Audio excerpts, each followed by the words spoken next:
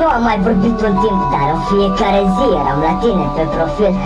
Să văd ce faci, dacă ți-e dor să mai zâmbești. Ai pus pauză între noi să dai chiar tu la zi povești. Ai pus pe umărul meu, te-am ascultat, îți era greu. Așa cum te-am înțeles eu, nu va face nici Dumnezeu. Am mai continuat un timp, după care ne-am certat. Aruncat vorbe cu venin ca să mă simt eu vinovat.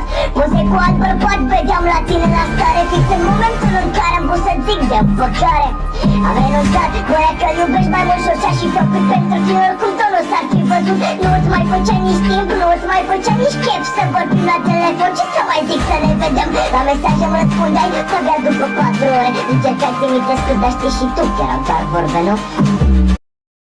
Am fost înșelat, urât, trădat, mințit. Am fost bun cu toată lumea și spunem ce-am primit. Toată viața mi-am iubit și-am păstrat iubire oarbă pentru fata care mi-am dedicat cariera toată. Am plătit cu fericirea pentru ce-am iubit pe lume. Poate încă că o iubesc, dar târziu să-i spun pe nume. Am rămas singur și nu-i cine să mă audă. Dacă o să mă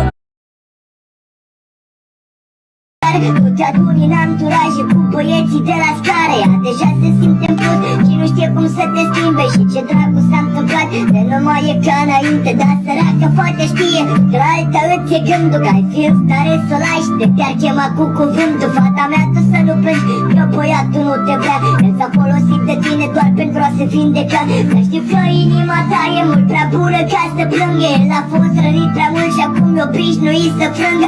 Inimile care i-au fost aproape în clipele grele și în amintirile lui printre ele. Tu n-ai greșit cu nimic, că l-ai iubit să nu regreți. Știu că acum pentru o perioadă n-ai încredere în băieți. Suntem oameni și greșim, el nu mai știe să iubească. Iar tu nu știi cum e el, ca la alta să se gândească. A iubit prea mult odată, din păcate acum rănește. Dar nu poate renunța la fata pe care o iubește. Poate nu te vezi frumoasă, dar îți spun acum să știi că o să rămâi frumoasă.